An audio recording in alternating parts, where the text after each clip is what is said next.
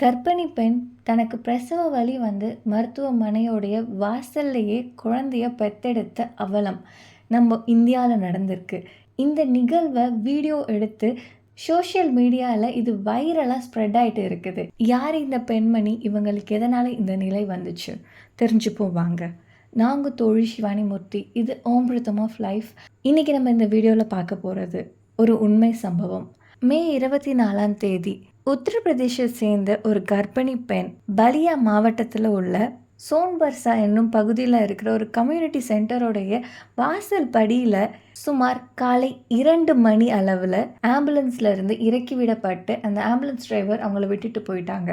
மருத்துவமனையில் மருத்துவர்கள் யாருமே இல்லை, செவிலியர்களும் இல்லாத காரணத்தால் அந்த பெண் மருத்துவமனையோடைய வாசல்லையே தரையிலேயே உட்கார்ந்த நிலையில் குழந்தைய பெற்றெடுத்திருக்காங்க.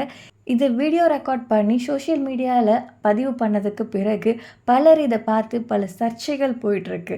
இந்த நிலையில் பலியா மாவட்டத்துடைய மஜிஸ்ட்ரேட் மங்கள பிரசாத் சிங் இந்த வீடியோவை பார்த்துட்டு அந்த பகுதியோடைய sub divisional magistrate and chief medical ஆஃபீஸரான டாக்டர் சஞ்சீவ் பர்மனை அந்த நிகழ்வை பற்றி விசாரிக்கிறதுக்காக அவர் அங்கே அனுப்பி வைக்கிறாரு. இவங்களுடைய விசாரணையின் போது வெளிவந்த திடுக்கிடும் தகவல்கள் என்ன தெரியுமா? எமர்ஜென்சி மெடிக்கல் ஆஃபீஸர் அன்னைக்கு ஆப்சண்ட். இன்சார்ஜ் டாக்டராக இருக்கக்கூடியவங்க தன்னுடைய வீட்டில் இருந்திருக்காரு. மேலும் அங்கே டியூட்டியில் இருக்கக்கூடிய 2 ஸ்டாஃப் நர்ஸ் அங்கே இல்லை.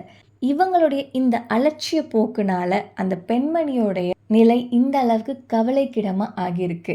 இதனைத் தொடர்ந்து இந்த 4 பேரையும் டிரான்ஸ்ஃபர் பண்ணியிருக்காங்க அந்த மஜிஸ்ட்ரேட்.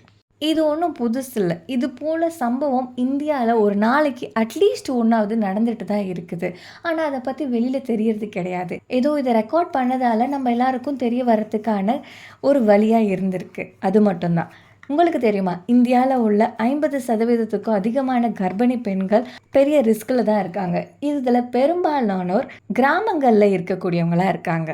மருத்துவமனையிலேருந்து வெகு தூரத்தில் இருக்கிறவங்க, சுலபத்தில் மருத்துவமனையை அணுக முடியாதவங்க பலரும் இந்த பிரச்சனைக்குள்ளார இருக்காங்க. அவங்க மட்டும் கிடையாது, சமூக நிலைப்பாடில் அடிமட்டத்தில் இருக்கிறவங்களும் இந்த பிரச்சனையை ஃபேஸ் பண்ணிகிட்டு இருக்காங்க. என்ன சொல்கிறேன், இந்தியா தான் ரொம்ப டெவலப் ஆகிட்டுருக்கு, இந்தியாவில் நிறைய விஷயம் வந்துட்டுருக்கு. இந்த சுச்சுவேஷன்லேயே 50% கர்ப்பிணி பெண்கள் இது போன்ற அவல நிலையை பார்த்துட்ருக்காங்கன்னு கேட்டிங்கன்னா ஆமாம், இந்த இந்தியாவில் தான் பிரதான் மந்திரி சுரக்ஷா மத்ருத்வ அபியான், அதாவது பிஎம்ஓடைய இந்த திட்டத்தின் படி இந்தியாவில் உள்ள கர்ப்பிணி பெண்கள் தன்னுடைய கர்ப்ப காலத்தில் அட்லீஸ்ட் ஒரு தடவையாவது அவங்க டாக்டர் கிட்டக்க ஸ்கேன் பண்ணி அவங்க குழந்தை எப்படி இருக்குது, ஆரோக்கியமாக இருக்கா அப்படின்றத அவங்க ஒரு தடவையாவது தெரிஞ்சுக்கணும். இதுதான் இந்த திட்டத்தோடைய கொள்கை. ஆனால் இது எந்த அளவுக்கு எஃபெக்டிவாக போயிட்டுருக்கு? இன்னமும் இந்தியாவில் பல பெண்கள் தன்னுடைய வாழ்நாளில் மருத்துவமனைக்கே போகாத குழந்தைய பெற்றவங்களும் இருக்காங்க. மருத்துவமனையில் போயிட்டு குழந்தைய சரியாக பெற்றுக்க முடியாமல் இது போன்ற அவல நிலைகளை பார்த்துட்டு இருக்கவங்களும் இருக்காங்க. இது போன்ற நிகழ்வுகளுக்கு எப்போ விடிவு காலம் வரப்போகுது தெரியலை, பொறுத்து இருந்து பார்ப்போம்.